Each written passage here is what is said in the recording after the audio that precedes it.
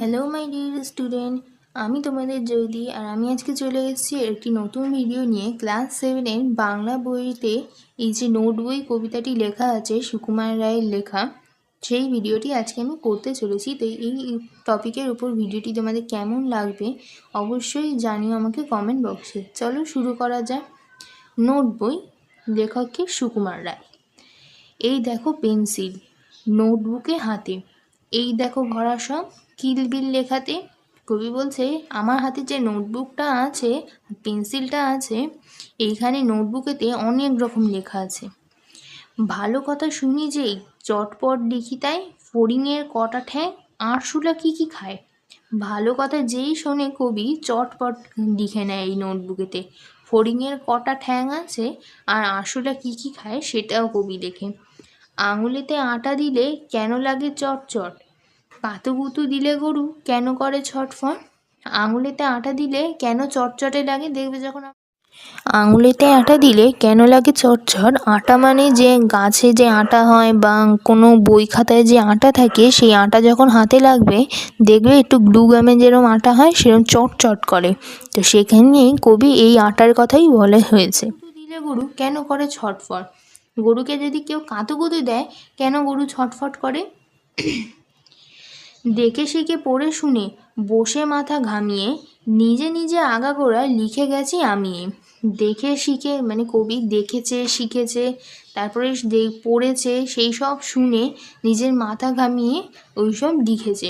আর নিজে নিজেই আগাগোড়া কবি এসব লিখে গেছে। কান করে কট কট, ফোড়া করে টন টন, ওরে রামা ছুটে আয় নিয়ে আয় লণ্ঠন।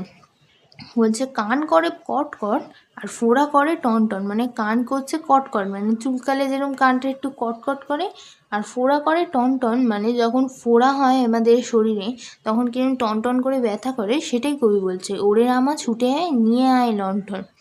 তো কবি এখানে একজনকে রামা নামে উদ্দেশ্য করে বলছে যাতে সে তাড়াতাড়ি লণ্ঠন নিয়ে আসে। কাল থেকে মনে মোর লেগে আছে খটকা, ঝোলা গুড় কিসে দেয় সাবান না পটকা।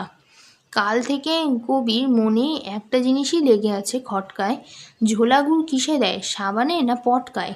এবেলা প্রশ্নটা লিখে রাখি গুছিয়ে, জবাবটা জেনে নেব মেজদাকে খুঁচিয়ে। কবি বলতে চাইছে এই বেলা আমি কোশ্চেনটা লিখে রাখি, প্রশ্নটা লিখে রাখি, পরে জবাবটা জেনে নেব মেজদাকে জিজ্ঞেস করি। পেট কেন কামড়ায় বলো দেখি পারোকে, বলো দেখি ঝাঁঝ কেন জোয়ানের আরোকে। তো পেট কেন কামড়ায় মানে পেট যখন আমাদের মোচড় দেয় কেন কামড়ায় বলো তো দেখি পারোকে, বলো দেখি ঝাঁঝ কেন জোয়ানের আরোকে। তো জোয়ানের যখন আমরা দেখবেন যখন জোয়ান মুখে দিই একটু ঝাঁঝালো লাগে, কিন্তু জোয়ানের আরোকে কেন ঝাঁঝ আছে বলো তো দেখি। কবি এটাই বলতে চাইছে। তেজপাতাতে তেজ কেন, ঝাল কেন লঙ্কায়, নাক কেন ডাকে আর পিলে কেন চমকায়। তেজপাতায় তেজ কেন, ঝাল কেন লঙ্কায়। কবি বলছে তেজপাতাতে তো তেজ কেন আর লঙ্কাতেই বা ঝাল কেন। নাক কেন ডাকে আর পিলে কেন চমকায়।